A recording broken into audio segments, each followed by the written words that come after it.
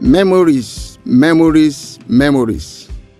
If only one could turn back the hand of clock, I would have wished to live in the past, specifically to live in Agege of old, where life was fun, engaging, rewarding, and fulfilling. I would have loved to take today's youth through the lenses of history, back to those days when our values were strong and our morals were strictly guided. As a storyteller, I will try my bit in sharing some of my good old days story, hoping it will touch some chords and make some impacts.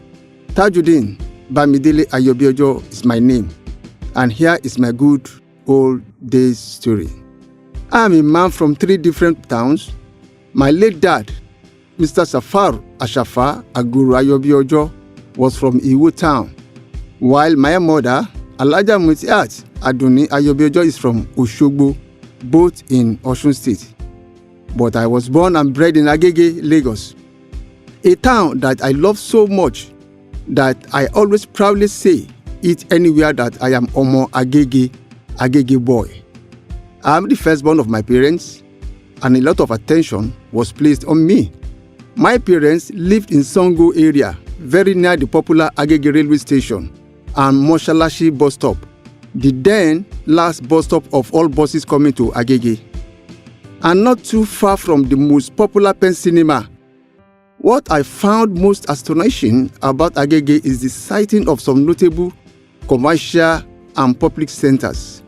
Is it the Agege Maternity Center, where my lovely parents had me, or football field playing ground, now named Agege Stadium, now hosting local, national, and international football matches, where most of us played round leather football called Felele in the evening? Or is it the largest abattoir in Lagos State that started as Oduero near the stadium?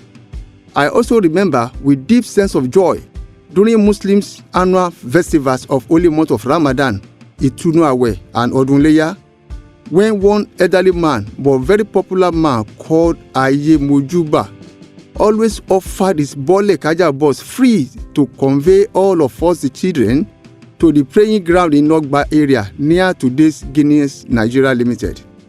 After returning from the playing ground, some of us would be allowed to visit some of our parents' relations.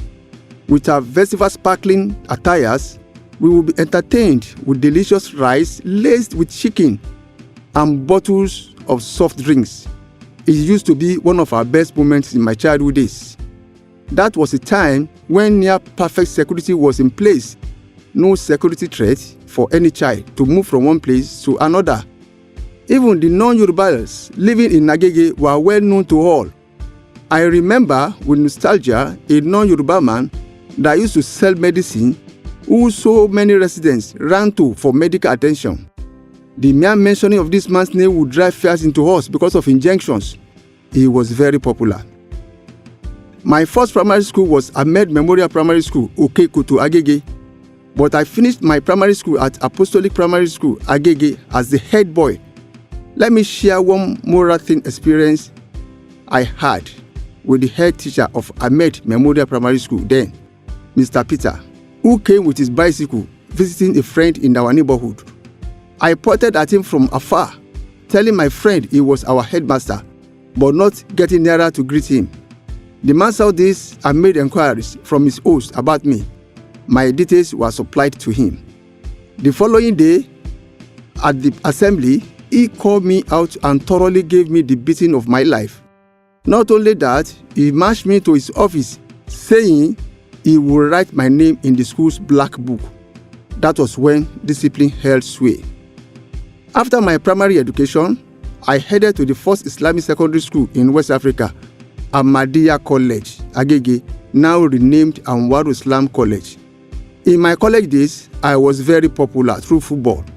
I was a goalkeeper, playing alongside best footballers like Rahman Alarakwe, Lawal Pedro, and several others. Coming back to my childhood days in Agege, we had our fair share of pranks and fun too. Despite parental restrictions, some days we will go to the railway station where we'll climb the only bridge in Agege and play there speaking to each other through the bridge that rail holes that will echo in our ears. It was thrilling how you speak through those holes and your voice reverberates. We would sneak to Pen Cinema Agege and peep through the windows to watch films in the night. Today, I am happy that this same cinema house had played host to 2 different films I starred and co-produced with my friend, another Agege boy, Prince Wale Ilebi, titled Eje and Nkan Alejo.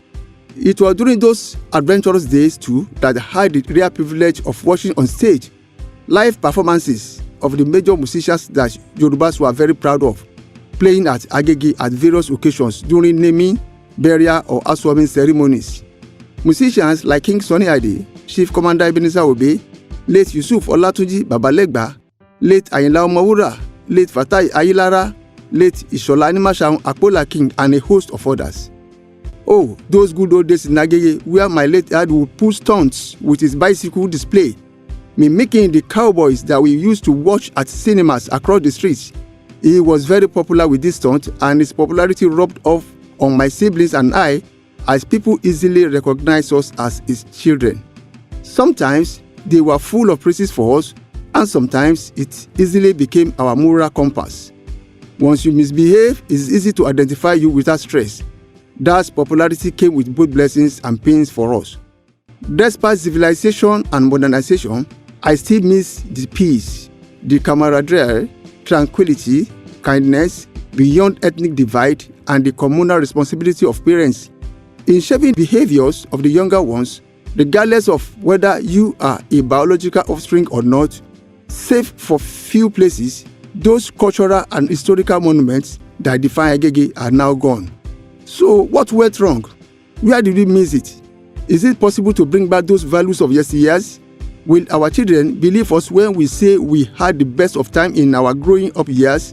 Will the youth peer us a thought when we say the society during our time was safer and secure? Will they not ask questions on where and where we got it all wrong? And what will be our response? We hold them a duty to work towards changing the narrative. Yes, we can. There's an urgent call for moral rebirth and cultural reawakening in our society. Let us all start by looking inward. Let us tell our stories.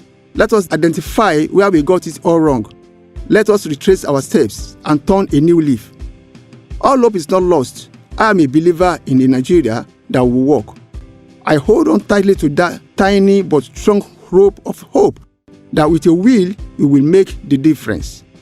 Our children must learn from those rosy days of ours, take the lessons, enjoy the tales, and make a positive move towards surpassing our modest achievements.